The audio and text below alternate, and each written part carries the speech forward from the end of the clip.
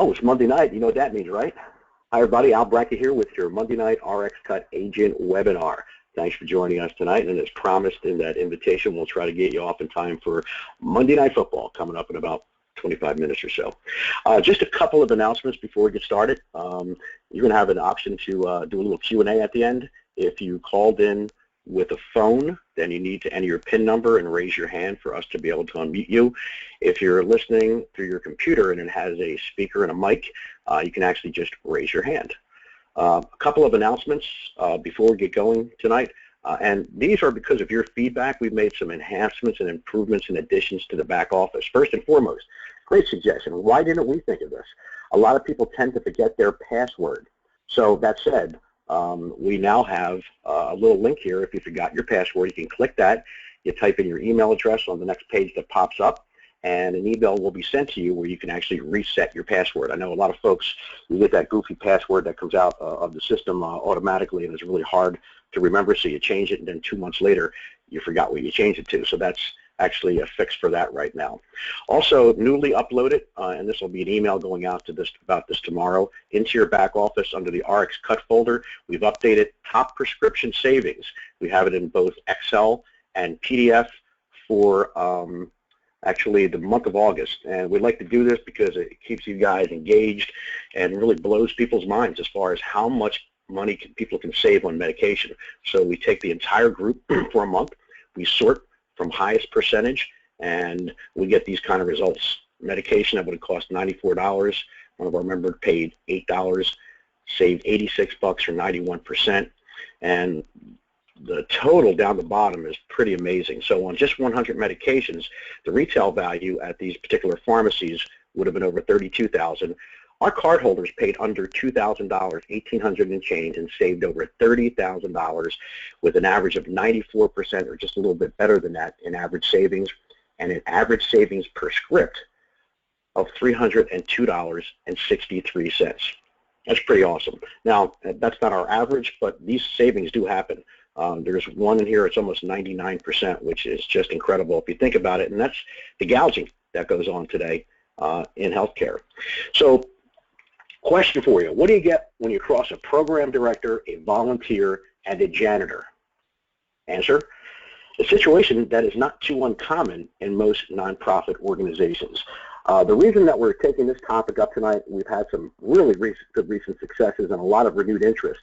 And give you some examples of some successes locally here. We've recently signed a huge nonprofit health system that sees tens of thousands of patients per month, underserved community, and they're just booming right now. They have multiple locations for their hospitals. They're opening up urgent cares, it seems like every other week, and they have a lot of affiliate practices, and of course their employees have an average copay of $15 or more, so you know the employers are getting it. Around the country, one of our newer agents, he's been doing this for quite some time, but just got onto our platform. We're glad to have him. He went back to his roots years ago. He was working with food banks and started calling them on them again just a couple of weeks ago. He's already got 2 on the hook and many more to come. That's going to be some serious volume. This man wants to be anonymous, and that's fine, but on the other hand, the Mouth of the South, a young lady down in Texas, is killing it with nonprofits, signed up her first epilepsy foundation, who happens to be the board chair for the entire country. She's got a couple more contracted and many more on the way. So nonprofits is a nice place to spend your time. So our agenda tonight, we'll go over the exact definition of a nonprofit organization and how it really differs from a for-profit. We're going to look at the several types of NPOs, nonprofit organizations, why it's a natural fit for our product, how to find, approach, and present to nonprofit organizations. We'll give you a couple examples of some websites and cards, and of course we'll do our typical Q&A. So anyway, what is a nonprofit organization? Well, defined, it's a corporation or association that conducts business for the benefit of the general public without shareholders and without a profit motive. So think about that first line, a corporation or association that conducts business for the benefit of the general public. Sounds like a nice alignment with our product, doesn't it? Most NPOs are tax exempt, known as 501c3s, as listed by the IRS. means they don't pay normal taxes. And they differ from profit corporations in a lot of respects, but the most basic one is that they cannot operate for profit, meaning they can't distribute corporate income to shareholders. The funds acquired has to stay within the corporate accounts to pay for reasonable salaries, expenses, and activities of the corporation. Now, that said, nonprofits need to eat, just like we do. And there's a huge problem with nonprofits today, especially when it comes to fundraising and donors. And we are definitely the cure for them. So the several types of nonprofits would include charitable nonprofits like shelters, disability organizations, hospitals, low-income clinics, and there's several of them around the country, and they could definitely use our card. Military groups like our own Support Our Soldiers Foundation. I know some of you guys have those cards, and you really help tug the heartstrings when you give them out, especially when working the pharmacies. And there's also organizations that are emergency relief, such as the American Red Cross. There are also educational nonprofits. They would include schools, colleges, universities, even child care centers, museums. I want to back up one because this is where the Pope was yesterday, right here in Philly, near the Art Museum. Zoos, this happens to be a petting zoo, and I don't think this guy's too happy to be there right now. And also, under educational would include health organizations like the American Heart Association. There's also religious, and there's just an unending array of those, all kinds of things, churches, synagogues, mosques, seminaries, and relief groups with religious principles like the Salvation Army. Then we have public safety. Every city, every township's got them, and they would include first responders and health-related businesses. Also, you have trade organizations where we've had a lot of traction with, and they would include labor unions, business organizations. That would include your typical chambers of commerce and trade associations as well. And then we have prevention of cruelty to animals, like no-kill shelters and organizations like PETA. That's just to name a few. There are several other categories of NPOs, and just here in the U.S., there are over 1.8 million operating nonprofits. Last time I did this training, about 5 or 6 months ago, there are 1.5. Now there's 300,000 more nonprofit organizations. So your array of prospects will never, ever, ever run out. Now, some nonprofits make money in order to survive by charging fees for membership, like trade associations or the aforementioned chambers of commerce. Services rendered, even like daycare centers. Many depend on grants but because of the economy, there is a huge trend in cutbacks and elimination of many government grants and funding, which really hurts that entire sector, and most need help to fill the void in revenue. The large majority, of course, of MPOs do solicit donations. And the one thing that all MPOs have in common is they do solicit donations and conduct fundraising activities, and that is where we fit in. Our products just make sense for just about any nonprofit for several reasons. First, we help them create a new revenue stream without having to beg people to write a check or reach in their pocket or attend a fundraising event or buy anything like a cake at a bake sale. They simply distribute the RxCut card that can save people money, and they even offer our GBR programs, especially in underserved markets. The sheer definition of a nonprofit, once again, is a corporation or association that conducts business for the benefit of the general public. Well, what better way to serve the general public than to extend our money-saving healthcare products to everyone they touch?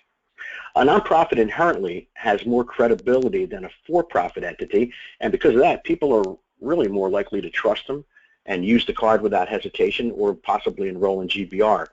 Most people they distribute to are also familiar with their mission and their organization, and a lot want to help fundraise. So our conversion rate is typically higher. We can build their brand recognition by offering them custom branded cards and websites with their logo or corporate seal. It is the perfect fundraiser that's free and frictionless and has absolutely no downside. And since fundraising, I should say, is a core practice of nonprofits, they can produce lots and lots of volume. Well, if it sounds like an area you want to spend your time in, then you got to do your homework. And there's a couple of ways to really put together a really good list. There's Google, but in your back office, we actually have a link to Guidestarorg where you can find every nonprofit imaginable there. And I believe I have that link up here. When you click that link from your back office, it takes you to Guidestar, and this is actually the advanced search section. Since I'm in New Jersey, I'll just go with my home state and see what we come up with. I click on New Jersey. I won't filter anything, but if I click search, it will give me every current nonprofit. In New Jersey alone, over 43,000 nonprofits, actually closer to 44,000. Now, some of them, they're probably not worth chasing, but all you need to do, like here's a good one here, speaking of food banks, Community Food Bank of New Jersey. I'll click on that, and on this page, I can pretty much find anything about them I want. It's going to give me their EIN, their website address, which we'll look at in just a second, and if I want to find out who the main cheese is there, I just click on here, and we've got, this is a pretty neat tool. Anybody who's got a LinkedIn account should absolutely do this. So I just copied Kathleen's name. I'm going to go to my LinkedIn account, and I'm going to type her name in up here and just paste it, and here she is right there. Now, there's nothing wrong with reaching out to these directors or founders or CEOs and just connecting with them, and then you can actually start communicating through social media. Send them a little blurb about our product, how it may help them fundraise, or you can just call them. I won't click on that because she'll see that I did that, and I probably plan on calling her later. If you want to click on the website address, if you go back to summary, it'll actually take me right to their website. I can read about them on here, read about their mission, and the cool thing about organizations like this, their mission is going to really mirror ours by helping people. This is helping people eat, and you know, basically giving out food to the needy. But our products can certainly help do that too. So if I click on About Us, mission is to fight hunger and poverty in New Jersey by assisting those in need and seeking long-term solutions. We will engage, educate, and empower all sectors of society. Now, they've got several locations, so they cover the entire state. And actually, this one right here, who's an affiliate, is one of our current partners. So you can actually go by state, and you're not limited to where you can solicit this product. Remember, you have a telephone. That's all you need. You don't need in-person meetings all the time. A lot of time communication is done electronically, especially today. In fact, I rarely leave the office. I can come in with shorts on every day if I want to, and I get just as much, if not more, accomplished than driving around all over the place spending up my gas money. So social media sites like LinkedIn is a great place once you find a contact to look for them there and connect with them. Everything else is in your back office. So I'm going to go to the back office right now. And from the library, I would, first of all, fold that folder up and open up nonprofits. This is a great piece, our nonprofit flyer. This should be included in every communication, whether you're mailing something, emailing something, or calling on them in person, because it really talks about our product and how it really can help build their brand, help everyone they touch, and they also make a donation of $1.50 every time someone saves money on our card. It also has some major logos here that can open some eyes and get some attention, including McDonald House, Salvation Army, Kennedy Health System, which is a U South Jersey hospital system, American Red Cross, Goodwill, United Way. Really good piece to use. In addition to that, we have our agreement, which will be changed tomorrow because it still has the old free-for-all name, but it spells out their comp plan.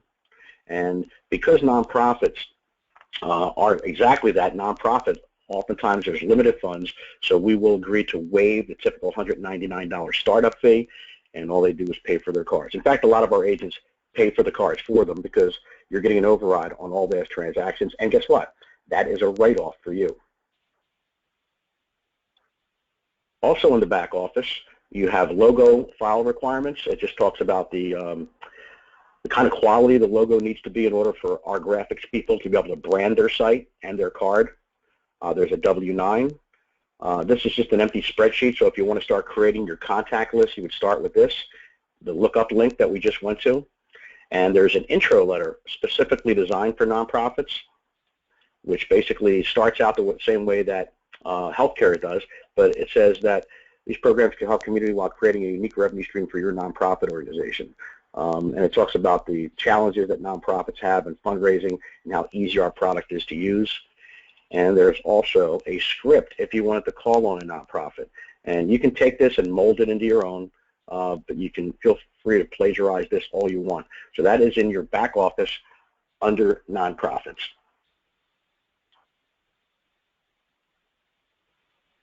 So these are some nonprofit card samples. We can get really creative with some of these, and these are current partners of ours. We would take their logo, brand their site, and obviously their card too. So in summary, over 1.8 million nonprofits, and all of them need help fundraising. They all share a common challenge, and that is driving revenue and raising funds. So our card and GVR is a tremendous fundraiser. Nonprofits, remember, only pay for their cards. There are no startup fees at all. And they receive a $1.50 donation on all transactions. So everyone they help on every medication, they make a $1.50, and you actually get an override for basically no effort. All you need to do is sign them up, and you'll be here forever. And they can build some serious volume as well. Okay.